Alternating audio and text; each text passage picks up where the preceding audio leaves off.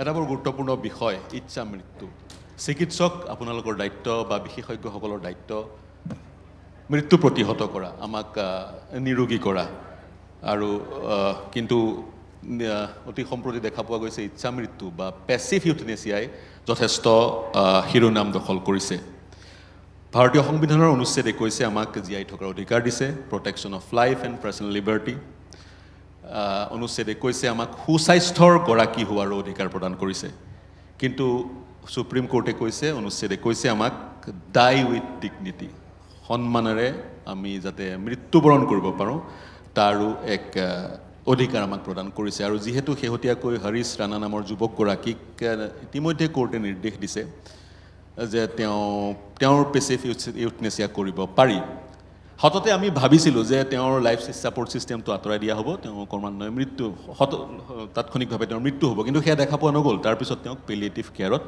নিবলগীয়া হৈছে গতিকে বিষয়টো আলোচনা কৰিম মই শুভ্ৰকৃংকৰ গোস্বামী আপোনাৰ পৰাই আলোচনা আৰম্ভ কৰিছোঁ আপুনি ইচ্ছা মৃত্যু শব্দটোক কিদৰে গ্ৰহণ কৰে প্ৰথমতে এটা কথা কৈ ল'ব খুজিছোঁ মই হয় যে এইখন মঞ্চত মই চিকিৎসক হিচাপে উপস্থিত হোৱা নাই মই ব্যক্তি হিচাপে উপস্থিত হৈছোঁ গতিকে মোৰ পাৰ্চপেক্টিভটো কথাবিলাক তেনেকুৱাই হ'ব কিন্তু তাৰ মাজতে আকৌ কথা এটা কৈছোঁ যে চিকিৎসক হিচাপে যেতিয়া প্ৰথমতেই মই পাঠ্যক্ৰমত নামভৰ্তি কৰিছিলোঁ তেতিয়া আমি শপত লৈছিলোঁ এটা কথা I will give no deadly medicine to anyone if asked, nor suggest any such counsel. এতিয়া হিন্দু ধৰ্মৰ মতে এই ইউথেনেচিয়া বা ইচ্ছা মৃত্যু তাত হিন্দুৰ যিখিনি পাৰ্চপেক্টিভ হিন্দু ধৰ্মৰ যি সনাতনী হিন্দুৰ পাৰ্চপেক্টিভ সেয়া যুগ যুগ ধৰি চলি আছে আমি যদি দেখোঁ মহাভাৰত ৰামায়ণৰ বিভিন্ন ক্ষেত্ৰত তাত ক'ব নোৱাৰাকৈ কিছুমানে নিজৰ জীৱনটো ইচ্ছা মৃত্যুৰ জৰিয়তে নতুন জীৱনলৈ পৰ্যবৰ্তিত কৰিছে যদি চাই ৰাম লক্ষণ ভৰত গোটেই সকলো যিবিলাক চৰিত্ৰ তাৰ উপৰি আমি সদায় বহুত সময়ত পাই থাকোঁ ভীষ্মৰ কথাটো ভীষ্ম এটা নিৰ্দিষ্ট সময়লৈকে ৰৈ আছিল তাৰপিছত আৰু এনেকৈ দধিচি এনেকৈ বিভিন্ন কেৰেক্টাৰ বিভিন্ন চৰিত্ৰ আছে যিবিলাক চৰিত্ৰই আমাক সেই ইচ্ছা মৃত্যুৰ যিটো কথা সেই কথাখিনি কথা সোঁৱৰাই দিয়ে আমাৰ হিন্দু দৰ্শন মতে আমি এটা কথা অনুভৱ কৰোঁ যে জীয়াই থকা সময়খিনিত আমি কৰ্ম কৰিব লাগিব কি কৰ্ম কৰিব লাগিব সুকৰ্ম কৰিব লাগিব আৰু যদি সেই সুকৰ্ম কৰা যায় সেয়ে আমাক মুখ্য প্ৰাপ্তি দিয়ে মৃত্যুৰ পিছত ডাই উইথ ডিগনিটি আপুনি ধৰ্মৰ প্ৰসংগটো টানি আনিছে কিন্তু পেছিভ আৰু এক্টিভ কথাখিনি আহিব হয় যদি কথা কোৱা যায় এতিয়া মন কৰিব কোনোবা এগৰাকী ব্যক্তি সংকটজনক অৱস্থাত আছে মৃত্যু তেওঁৰ অৱধাৰিত সময়ৰ মাত্ৰ অপেক্ষা কিছুমান দেশত আছে তেওঁক সেই ঔষধ দি তেওঁক মৃত্যুৰ দিশলৈ লৈ যোৱা যায় আৰু তাৰ সমান্তৰালকৈ কিছু ৰোগী আপোনালোকেই পায় সংজ্ঞা হেৰুৱাই ব্ৰেইন ডেড ইত্যাদি ইত্যাদি তেওঁলোকৰ পৰিয়ালৰ লোকেই বিচাৰে এওঁ মুক্তি পাওক গতিকে সেইকাৰণে চাগৈ ভাৰতবৰ্ষত পেছিভ ইউথেনেচিয়া আহিছে মই ডক্টৰ দীনেশ গোস্বামী আপোনাৰ ওচৰলৈ যাব বিচাৰিছোঁ পেলিয়েটিভ কেয়াৰ কম পেইনেৰে ব্যক্তিগৰাকীক মৃত্যুৰ দিশলৈ লৈ যোৱা যেনেকৈ আমি হৰিশৰ ক্ষেত্ৰত দেখিছোঁ লাইফ ছাপোৰ্ট ছিষ্টেম আঁতৰাই দিয়াৰ মাত্ৰকে তেওঁৰ মৃত্যু হোৱা নাই কিন্তু এতিয়া ডক্টৰৰ দায়িত্ব কম পেইনফুলি তেওঁক মৃত্যুৰ দিশলৈ লৈ যোৱা আপুনি কিদৰে বিশ্লেষণ কৰে পেলিয়েটিভ কেয়াৰ আমাৰ ভাৰতবৰ্ষত এটা আজি প্ৰায় 30-35 বছৰে ইভলভিং এটা মেডিকেল বিষয় কিন্তু ইয়াৰ সামাজিক ছাইডটো যথেষ্ট পৰিমাণে গুৰুত্বপূৰ্ণ এতিয়া যেহেতু আমি বেছি দিনলৈ বাচি আছোঁ আৰু বহুত বেমাৰৰ ক্ষেত্ৰত আমাৰ কণ্ট্ৰল বাঢ়িছে গতিকে মানুহৰ লাহে লাহে দুখ যন্ত্ৰণাও বাঢ়িছে আৰু ঠিক তেনেকৈয়ে এই যিটো হৰিশ ৰাণাৰ কথাটো এতিয়া আহি পৰিছে তেওঁক তাৰমানে তেওঁৰ লোকৰ পৰিয়ালে বিচাৰিছে যে তেওঁৰ মানে জীৱন অৱসান ঘটোৱা হওক যেহেতু তেওঁৰ কোনো লাইফৰ এতিয়া মানে চিকিৎসা কৰাৰ কোনো মানে ব্যৱস্থাই তেওঁকো মানে সফল কাম কৰা নাই তো এতিয়া কথাটো হৈছে যে প্ৰথম কথা এইটোৱে জানিব লাগিব যে কোনবাই যদি কয় যে মোৰ দুখ যন্ত্ৰণা পৰিহাৰ কৰাৰ কাৰণে মোক মৃত্যু দিয়ক মৃত্যুদণ্ডই দিয়ক তেতিয়া তাৰ প্ৰথম বিকল্পটোৱে হৈছে পেলিয়েটিভ কেয়াৰ কাৰণ পেলিয়েটিভ কেয়াৰত হ'ল যে আমি তেওঁলোকৰ কষ্ট যন্ত্ৰণা যিটোৰ কাৰণে তেওঁ যাব খুজিছে সেই কথাখিনিত আমি তাৰমানে তেওঁলোকক যথেষ্টখিনি সহায় কৰিব পাৰোঁ। এতিয়া আজি এটা কথা হৈছে ইয়াতে যে প্ৰিভেনশ্যন, আমি স্বাস্থ্যখণ্ডত আমি প্ৰিভেনশ্যনৰ কথা আমি গুৰুত্ব দিছোঁ, ঠিক তেনেকৈ বিষ নিৰাময়তো কিন্তু আমি প্ৰিভেণ্ট কৰিব পাৰোঁ। গতিকে সেইটো আমাৰ হাতত, তাৰমানে পেইন ইজ ইনএভাইটেবল কিন্তু suffering is in hour control. ছাফাৰিঙক আমি নিয়ন্ত্ৰণ কৰিব পাৰোঁ। হৰিশ ৰাণাৰ ক্ষেত্ৰতে তেওঁ নিজে কনচেণ্ট দিব নোৱাৰে, তেওঁৰ পিতৃয়ে উচ্চতম ন্যায়ালয়লৈ গ'ল, উচ্চতম ন্যায়ালয়ৰ পৰা নিৰ্দেশ আনিলে, আৰু ভাৰতবৰ্ষত এতিয়াও ইউথনেছিয়াক লৈ বা ইচ্ছা মৃত্যুক লৈ আইন নাই, গতিকে আইনৰ প্ৰয়োজনীয়তা কিমান সেইটো এক প্ৰাসংগিক বিষয়। মই ডক্টৰ ভাগৱতী আপোনাৰ ওচৰলৈ যাব বিচাৰিম। ব্যক্তিজনে কনচেণ্ট দিব নোৱাৰে, ভাৰতবৰ্ষত এক্টিভ ইউথনেছিয়া ইচ্ছা মৃত্যু যিহেতু নাই, ইউথনেছিয়া যিহেতু নাই, সেইটো বাদ দিছোঁ। ভাৰতবৰ্ষত পেচিভ কিন্তু এতিয়া সুপ্ৰিম কোৰ্টে যিহেতু নিৰ্দেশ দিছে, আৰু সেই নিৰ্দেশকে প্ৰেচিডেণ্ট হিচাপে লৈ অনাগত সময়ত আৰু কেছেছ হ'ব। গতিকে ব্যক্তিজনে কনচেণ্ট দিব নোৱাৰে। 2012ৰ পৰা তেওঁ সংজ্ঞাহীন হৈ আছে, ভেজিটেটিভ ষ্টেটত আছে। সুপ্ৰিম কোৰ্টে কৈছে এগৰাকী ব্যক্তিক ভেজিটেটিভ ষ্টেটত থাকিবলৈ ফ'ৰ্চ কৰাটো is a violation of article 21। দুখন মেডিকেল বোৰ্ডে এপ্ৰুভেল দিয়াৰ পিছতহে তেওঁক মৃত্যুৰ দিশলৈ লৈ যোৱা হৈছে। আজিও কিন্তু তেওঁৰ মৃত্যু হোৱা নাই, আৰু তাতেই এটা কথা আহি পৰে, মৃত্যু ভগৱানৰ হাতত। গতিকে আপুনি কি দৰে আছে, আপুনি সমৰ্থন কৰে নে কি কয় পেলিয়েটিভ কেয়াৰৰ এগৰাকী বিশেষজ্ঞ হিচাপে? হয়, মই মেইনলি মই ইণ্টাৰভেনশ্যনেল পেইন মেনেজমেণ্ট কৰোঁ। চ' কিছুমান এনেকুৱা পেইন মেনেজমেণ্ট কৰিব পাৰি যোনটো দি ধৰক কেঞ্চাৰ পেইনেই হওক বা বেলেগ কিছুমান কণ্ডিশ্যনো আছে, যেনে হাৰ্ট কণ্ডিশ্যন কিছুমান, যোনবিলাক পেলিয়েশ্যন লাগে, পেলিয়েটিভ ট্ৰিটমেণ্ট লাগে, কিছুমান নিউৰলজিকেল কণ্ডিশ্যন আছে। চ' কিছুমান ইণ্টাৰভেনশ্যনেল প্ৰচিডিউৰ আছে যোনবিলাক কৰিলে আপোনাৰ 6 মাহ 1 বছৰলৈও পেইন ৰিলিফ কৰি থ'ব পাৰি। চ' মই মেইনলি ইণ্টাৰভেনশ্যনেল পেইন মেনেজমেণ্ট কৰোঁ। আৰু সংজ্ঞাহীন ব্যক্তিগৰাকীৰ পেইন ৰিলিফটো কিদৰে আপুনি বিশ্লেষণ কৰে? সংজ্ঞাহীন মানে আপুনি ধৰক এনাস্থেচিয়া দিয়া বা চিডেট কৰা, সেইটো এটা মেডিচিন দি পেলাই কৰিব পাৰে, যোনটো আমাৰ দিনেশ দাই কৰি থাকে। ষ্টেটত থকা ব্যক্তি এগৰাকী পেইন ৰিলিফৰ কথা কৈছোঁ মই। ভেজিটেটিভ ষ্টেটৰ হয়তো চেঞ্চৰিয়াম অলপ হ'লেও থাকিব পাৰে। চ' সেইটো ক্ষেত্ৰত হয়তো তেওঁ পেইন ফিল কৰি আছে কিন্তু তেওঁ এক্সপ্ৰেছ কৰিব পৰা নাই, তেনেকুৱাও হ'ব পাৰে। চ' কিছুমান পেইন মেনেজমেণ্ট আমাৰ দিনেশ দাই কৰে, যোনবিলাক পেইন কিছুমান এনেকুৱা প্ৰচিডিউৰ লাগে যোনবিলাক জেনেৰেল মৰ্ফিন বা অপিঅইডেদি কাম নিদিয়ে।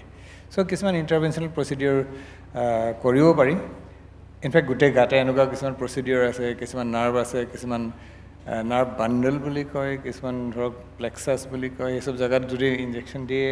কিছুমান বেলেগ বেলেগ ধৰণৰ ইনজেকশ্যন আছে, কিছুমান ৰেডিঅ' ফ্ৰিকুৱেঞ্চি বুলি বস্তু আছে, প্ৰক্ৰিয়াটো আছে, হয়, প্ৰচেছটো আছে, যি প্ৰচেছৰ সৈতে আপুনি গোস্বামী ডাঙৰীয়া মই আপোনাৰ ওচৰলৈ আহিম, কিন্তু মই চাইক'লজিকেল এছপেক্টটো চাই ল'ব বিচাৰিছোঁ। চন্দনা ভূঞা আমাৰ সৈতে আছে।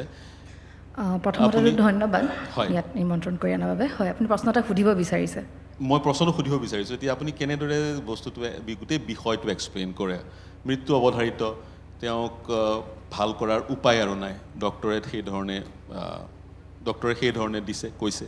গতিকে তাৰপিছত সেই ব্যক্তিগৰাকীক মৃত্যুৰ দিশলৈ লৈ যোৱাৰ গোটেই বিষয়টোক আপুনি কেনেদৰে চায়? আমাৰ দেশত বিশেষকৈ মানে এক্টিভ ইউথেনচিয়াটো একচেপ্টেড নহয়, লিগেল নহয়, পেচিভটোৱে হয়। আৰু এইটো ক্ষেত্ৰত মই যাৰ লগত ডিল কৰোঁ তেওঁলোক একচুৱেলি মই পৰিয়ালৰ ব্যক্তিৰ লগতহে ডিল কৰি পাইছোঁ, যিসকলে এনেকুৱা এটা সিদ্ধান্ত হয়তো পেচেণ্টৰ on behalf of the patient ল'ব লগা হয়, যিয়ে হয়তো নিজে এটা কনচেণ্ট দিব পৰা অৱস্থাত নাই। যেনেকৈ এইটো কেছত হৈছে দেউতাকে বিচাৰিছে, বিকজ পেচেণ্টগৰাকীয়ে সেইটো কথা ক'ব পৰা অৱস্থাত নাই। যিটো লিভিং উইল হয়তো বাহিৰৰ উন্নত দেশবিলাকত লিভিং উইল বহুতে কৰে, আমাৰ দেশত আমি ইমানো এৱেৰ নহয় আজিৰ ডেটত যে জীয়াই থাকোঁতে মই কৈ থৈ যাম যে মই কিদৰে নিজৰ মৃত্যু বিচাৰিছোঁ, যদি কোনো লিভিং উইল কৰি থৈ যোৱা নাই। বহুত সময়ত পৰিয়ালৰ ব্যক্তিয়ে এনেকুৱা এটা খুব জটিল সিদ্ধান্ত ল'ব লগা হয়, আৰু এনেকুৱা এটা সিদ্ধান্ত ল'ব যোৱাৰ ক্ষেত্ৰত it is a very traumatic process. আৰু মই স্পেচিফিকেলি ট্ৰমা লেন্সৰ থ্ৰুৰে কথাটো ক'ব বিচাৰিছোঁ। সেইটোত পৰিয়ালৰ কাৰণে খুব টান, কাৰণ ইয়াতে কেৱল ফাইন, এইটো কেৱল লিগেল বা মেডিকেল ইছ্যু নহয়। ডক্টৰসকল আছে, তেওঁলোকে জানে, তেওঁলোকে কোনটো পৰিস্থিতিত ক'ব পাৰিব যে ইয়াৰ পিছত এইগৰাকী ব্যক্তিৰ কোনো ধৰণৰ ভাল হ'ব নোৱাৰে, কোনো ধৰণৰ ৰিকভাৰীৰ Approval ৰোল medical নাই। জনখনে দিব লাগিব। য়েছ, হয়, এপ্ৰুভেলৰ কথাটো নিশ্চয় আছে, হয়। কিন্তু ডক্টৰে কৈ দিয়াৰ পিছতো এজন পৰিয়ালৰ ব্যক্তিৰ কাৰণে যিটো মানে লাইফ ছাপৰ্টটো আঁতৰাই দিয়াৰ সিদ্ধান্তটো এটা খুবেই জটিল সিদ্ধান্ত। It's a very difficult psychological process, যিটোৰ মাজেৰে তেওঁলোকে যাব লগা হয়। ডিলেমাটো সেইটোৱে, ধৰ্ম সংকটটো সেইটোৱে। হয়। বৰা ছাৰ আছে ইতিমধ্যে তেওঁ। মই যদি আপুনি কিবা এটা মতামত দিব বিচাৰে আমি গ্ৰেটফুল হ'ম। আলোচনাটো খুব ইণ্টাৰেষ্টিং হৈছে। এইখন আচলতে it has become a learning university in medicine. ইমান সুন্দৰকৈ এনেকুৱা এটা অনুষ্ঠান এনেকৈ আগবাঢ়ি গৈ আছে বুলি মই কল্পনাই কৰা নাছিলোঁ। মই কথাটো দুইফালৰ পৰা ক'ম। আই এম এ নিউৰলজিষ্ট, ব্ৰেইনৰ ডাক্তৰ। আমি যে মানুহ, এইটো because of the brain, not because of anything else. আপোনালোকে গৰু ছাগলীৰ কেতিয়াবা হাৰ্ট এটেক হোৱা দেখিছেনে? দেয়াৰ হাৰ্ট ইজ চ' মজবুত। কুকুৰ গাহৰিৰ কেতিয়াবা পেটৰ অসুখ হোৱা দেখিছেনে? যি য'ত খাই থাকে চব হজম কৰিব পাৰে। আপুনি কাছ এটালৈ চাওক, ভেকুলী এটালৈ চাওক, তেওঁলোকৰ লাংছটো ভগৱানে দিয়া আমাৰ লাংছতকৈ বহুত শক্তিশালী। পানীটো জীয়াই থাকে, বামতো জীয়াই থাকিব পাৰে, নহয়? গতিকে ভৰি দুটালৈ হাত দুটালৈ যদি চাই, পহু এটাৰ, হৰিণ এটাৰ স্পীডটো আমাতকৈ বহুত বেছি। চকু দুটালৈ যদি চাই, ঈগল চৰাই এটাৰ দৃষ্টি আমাতকৈ বহুত চাৰ্প, বহুত দূৰলৈ দেখিব পাৰে। মাত্ৰ এটা বস্তুৱে কোনেও কম্পিট কৰিব পৰা নাই, ডেট ইজ ব্ৰেইন। মই ভাবোঁ যে আই উড লাইক টু, মোৰ ছোৱালী ইয়াত আছে, মই যদি ডাক্তৰ হিচাপে কওঁ, মই ব্যক্তি হিচাপে কওঁ, I would like to die with dignity. মই ভাবোঁ নিজে এখন উইল কৰি থৈ যাম। কাইলৈ যদি মোৰ ষ্ট্ৰ'ক হয়, সেই ষ্ট্ৰ'কটোৰ পিছত যদি মোৰ ব্ৰেইনে কাম নকৰা হয়, মই কথা পাতিব নোৱাৰোঁ, মই কাকো একো লগত কমিউনিকেট কৰিব নোৱাৰোঁ। I would not like to live for even a single day. Richard Nixon, আমেৰিকাৰ প্ৰেচিডেণ্টে উইল কৰি গৈছিলে যে মোৰ যদি ষ্ট্ৰ'ক হয়, মোক ভেণ্টিলেটৰত নিদিবা। মোৰ ছাৰ এজনে কৈছিলে তেনেকৈ, ডক্টৰ দেৱব্ৰত শৰ্মা, বহুত ষ্টুডেণ্ট ইয়াত আছে চাগৈ, নহয়? গতিকে ভেৰি ফেমাছ ফিজিচিয়ান মোৰ ছাৰ আছিলে। ছাৰে মোক এদিন লগ পাই ক'লে যে নুমল, মোৰ কলনিক কেঞ্চাৰ হৈছে, তোমাক কথাটো কৈ থ'লোঁ, কিন্তু মোৰ শেষ মুহূৰ্তত তুমি মোক আইচিইউলৈ নানিবা, মই ঘৰতে ঢুকাব বিচাৰোঁ। ছাৰে কিন্তু তেনেকৈ কৈ গৈছিলে। তেওঁ অসমৰ আধা ডক্টৰৰ শিক্ষক আছিলে, doctor Debabrata Sharma. I respected his decision and he passed away at his home. মই ভাবোঁ ময়ো এখন উইল কৰি থৈ যাম, লিভিং উইল, য'ত মই ক'ম যদি মোৰ ব্ৰেইনটোৱে কাম নকৰে, তাৰমানে মই মানুহৰ সত্তাটো হেৰুৱাই পেলালোঁ। হাৰ্টটো চলি থাকিব পাৰে, কিডনীয়ে কাম কৰি থাকিব পাৰে, ইউজলেছ, হয় নহয়? মই তেনেকৈ উইল কৰিম। মোৰ ঘৰতে এটা পেচেণ্ট আছে, যোৱা 20 years হি ইজ ভেজিটেটিভ। মোৰ ভতিজা ল'ৰা এটা চিৰিয়াছ ৰোড ট্ৰেফিক এক্সিডেণ্ট হ'ল গোৱাত, 18 বছৰ বয়সত। তাতে অপাৰেশ্যন এটা কৰিলে। মই নিজে দেখিলোঁ যে তাৰ ব্ৰেইনটো একেবাৰে ডেমেজ হৈ গৈছে। কিবা এটা এক্সিডেণ্ট এটা হ'ল পষ্ট অপাৰেটিভলি। মই ইয়ালৈ শ্বিফ্ট কৰি লৈ আনিলোঁ। মোৰ হস্পিটেলতে 10 মাহ থাকিলে। এতিয়া 20 years he is vegetative. I keep thinking, what is the use of this life to continue? Nutrition to di thakile, khwa di thakile, he will live indefinitely. But there is no difference between life and death. We should allow him to die. Our constitution should sense. Everything can sense. Our constitution should make those provisions. Euthanasia is like rule regulation that varies from country to country. Why we should follow something which was written 75 years ago? We can change it depending on the need of the time. Thank you. হয়, বৰ সুন্দৰ কথা কৈছে। যি আছে আমাৰ ব্ৰেইনত আছে। আমাৰ ব্ৰেইনে আমাক মানুহ কৰিছে, মানৱ হিচাপে আমাক জীয়াই ৰাখিছে। আমাৰ ব্ৰেইনে আমাক অন্যান্য যি জীৱ জন্তু তাৰ পৰা পৃথক কৰিছে। গতিকে ডক্টৰ নুমল চন্দ্ৰ বৰাই ইচ্ছা মৃত্যুৰ সপক্ষে এক মন্তব্য ৰাখিলে। যদি ব্ৰেইনৰ কাম নাই, আমি মানুহ হিচাপে থকাৰ কাম নাই। আৰু তেওঁ এটা গুৰুত্বপূৰ্ণ কথা ক'লে, উইল এখন তেওঁ কৰি যোৱাৰ ইচ্ছা আছে। যদি তেওঁৰ ব্ৰেইনে কাম কৰা বন্ধ কৰি দিয়ে, তেতিয়া তেওঁ সেই ধৰণে যি ধৰণে বিচাৰিছে সেই ধৰণে তেওঁৰ যিসকল পৰিয়ালৰ লোক সেই ধৰণে তেওঁক আগবঢ়াই লৈ যাব মই ডক্টৰ এন দত্তৰো এই গোটেই বিষয়টোৰ বিষয়ত তেওঁৰ মতামত ল'ব বিচাৰিম যদি কোনোবাই তেওঁৰ ওচৰলৈ মাইকটো আনি দিয়ে তেওঁৰ পৰাও সংক্ষেপত বিশেষকৈ অসমৰ হয় আপুনি তাৰ পৰাই ক'ব পাৰিব আপোনাৰ মন্তব্য লৈ তাৰপিছত মই আলোচনাটো আগবঢ়াই লৈ যাম ইচ্ছামৃত্যু ধন্যবাদ হয় এতিয়া শুনক হয় ইচ্ছামৃত্যু অকল এখন কাণ্ট্ৰিত আছে ৱৰ্ল্ডত য'ত ইচ্ছামৃত্যু এটা ল আছে ছুইজাৰলেণ্ড হয় তাত কোনোবাই গৈ যদি কয় যে মই মৰিব খুজিছোঁ তেওঁলোকৰ ব্যৱস্থাও আছে গতিকে বয়স হোৱাৰ লগে লগে অলপ এটা ভাৱ হয় যে এনেকৈ থাকি কি লাভ কিন্তু ব্ৰেইন ডেড হ'লেতো ভাবিবই নোৱাৰি গতিকে মোৰ মতে ইচ্ছামৃত্যুটো আমাৰ ল হ'ব নালাগে কিন্তু এনেকুৱা কেছো মই শুনিছোঁ যে ভেণ্টিলেটৰ মানুহৰ ভেণ্টিলেটৰ দি বহুত দিন বচাই ৰাখিব পাৰি এনেকুৱা এটা ঘটনা শুনিছোঁ ভেণ্টিলেটৰ থাকিলে বহুত পইচা খৰচ হয় নহয় বৰায়ো জানে যে ভেণ্টিলেটৰত আছে কিন্তু ভাল হয় নহয় ভাল হ'ব বুলি ডাক্তৰে ক'বই কিন্তু এজন মানুহৰ মই ঘটনা জানো দেউতাক আৰু মাক দেউতাকে কৈছে ইমান পইচাটো দিব নোৱাৰোঁ তাক নালাগে মাকে কৈছে নহয় আৰু থাকক কিন্তু কেইদিনমানৰ পিছত সেই ল'ৰাটো ভাল হৈ গ'ল মিৰাকলো হ'ব পাৰে হয় হয় গতিকে ইচ্ছামৃত্যু কিছুমান ক্ষেত্ৰত দিলে ভাল মোৰ মতে কেছ স্পেচিফিক ইচ্ছামৃত্যুৰ সমৰ্থন কৰে ডক্টৰ এন দত্তই গতিকে মই ধন্যবাদ জ্ঞাপন কৰিছোঁ অসমৰ দুগৰাকী বিশিষ্ট চিকিৎসকৰ ইচ্ছামৃত্যুৰ সন্দৰ্ভত আমি মন্তব্য গ্ৰহণ কৰিলোঁ আৰ্কাইভ হিচাপে থাকি যাব ইণ্টাৰনেটত আৰু অসম চৰকাৰে বা কেন্দ্ৰীয় চৰকাৰে এই বিষয়ত আইন প্ৰণয়ন কৰাৰ ক্ষেত্ৰতে এই দুটা মতামতে সহায় কৰিব এতিয়া মই প্ৰসংগটোলৈ পুনৰ আহিব বিচাৰিছোঁ ডক্টৰ গোস্বামী আপোনাৰ পৰা আৰম্ভ কৰিছোঁ কেছ স্পেচিফিক ইচ্ছামৃত্যু আৰু নতুবা যেতিয়ালৈকে আমাৰ এই মগজু নাই মগজুৱে আমাক ডিফাৰেঞ্চিয়েট কৰে অন্যান্য জীৱ জন্তুৰ পৰা গতিকে মগজুহে আমাক মানৱ হিচাপে জীয়াই থাকিবলৈ দিয়ে কি ক'ব আচলতে কথাটো কেনেকুৱা এইটোতো একেবাৰে সাধাৰণ কথা যে কাৰোবাৰ যদি কিছুদিনলৈকে বহুত দিনলৈকে যদি চিকিৎসাধীন হৈ আছে যে যাৰ জীৱটো কেৱল কলধপকৈ আছে বাকী একো নাই ভেজিটেটিভ ডেড অলৰেডি হৈ গৈছে তেওঁকতো সহজভাৱে আমি ইচ্ছামৃত্যুলৈ ঠেলি দিব পাৰোঁ কিন্তু মই আকৌ সেই পুৰণা কথালৈ আহিছোঁ